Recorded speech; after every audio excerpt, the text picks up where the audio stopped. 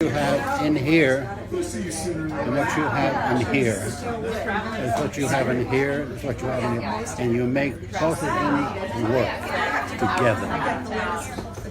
That's wonderful. That's wonderful. Please do not forget subscribe to our YouTube channel and hit the notification bell to be notified when we upload next. Jack Betts, the dashing and versatile actor best known for his roles in spaghetti westerns, his fleeting portrayal of Dracula on Broadway, and a memorable turn in Sam Raimi's Spider-Man, has died at the age of 96. His death was confirmed by his nephew Dean Sullivan, who told The Hollywood Reporter that Betts passed away peacefully in his sleep on Thursday at his home in Los Osos, California. Born on April 11, 1929, in Miami, Florida, Jack Richard Nelson Betts grew up with a passion for the arts and an eye toward the stage and screen. His career spanned over 6 decades and took him from gritty Italian westerns to blockbuster Hollywood films, with a wide variety of television appearances and stage performances in between. A chameleon-like actor with a sharp jawline, commanding voice, and gentlemanly charm, Betts was often cast as both heroes and villains, roles he played with equal conviction and elegance. In the 1960s and early 70s, Betts found fame in Europe under the name Hunt Powers, starring in a number of spaghetti westerns, a genre made famous by filmmakers like Sergio Leone and stars like Clint Eastwood.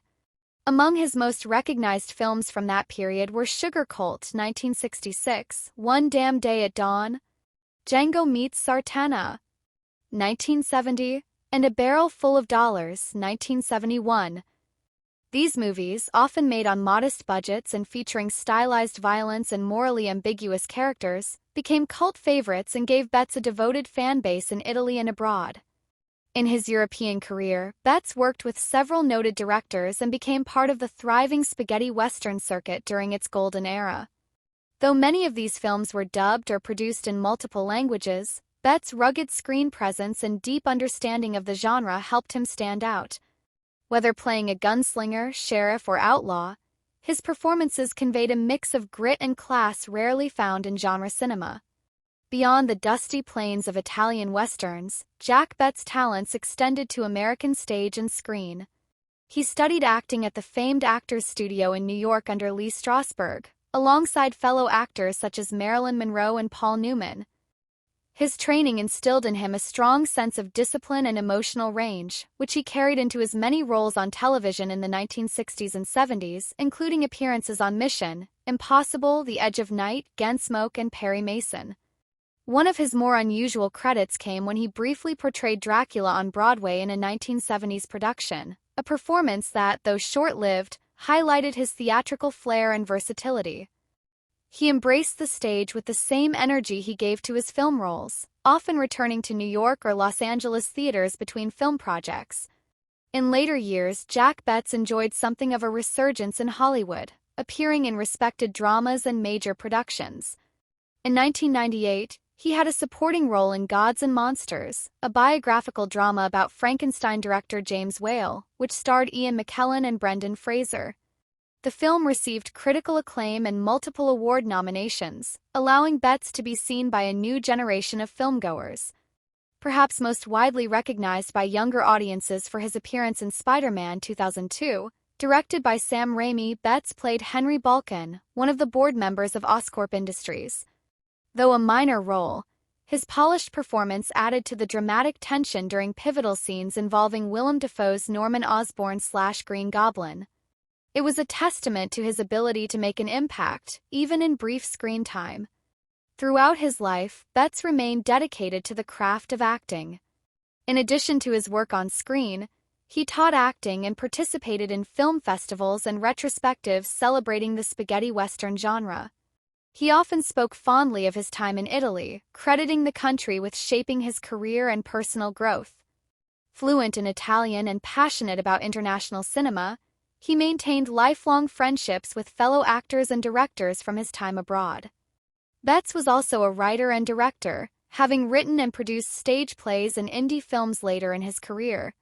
His deep understanding of character and storytelling led him to explore roles behind the camera, and he relished the opportunity to share his creative vision with others. He was known for encouraging young actors, always ready to offer advice and mentorship. In interviews, Jack Betts came across as both humble and deeply grateful for his long career. He often remarked on how fortunate he was to work in both American and European cinema, and to witness the evolution of the film industry over many decades. His reflections on fame, typecasting, and the nature of acting were thoughtful and often laced with humor. Though not a household name, he was proud of his body of work and the recognition he received from dedicated fans and film historians. Family members remember him as a gentle and generous soul, full of stories and wit. Uncle Jack was the kind of man who made everyone feel like the most important person in the room, his nephew Dean Sullivan said in a statement. He loved acting, loved telling stories, and loved making people laugh. He had this old-school elegance that you just don't see anymore. In addition to his nephew, Jack Betts is survived by a number of nieces and nephews, close friends, and fans around the world who cherished his performances. He never married but often described the stage and the screen as his great loves.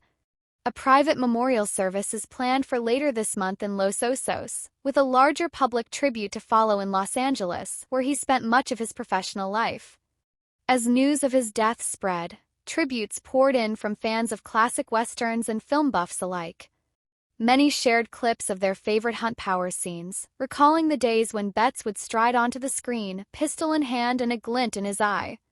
His passing marks the end of an era, a final curtain for one of the last surviving stars of a unique and iconic genre. Jack Betts may be gone, but his legacy lives on in the dusty saloons of spaghetti westerns, the shadows of Broadway's Dracula, and the high-tech boardrooms of superhero cinema.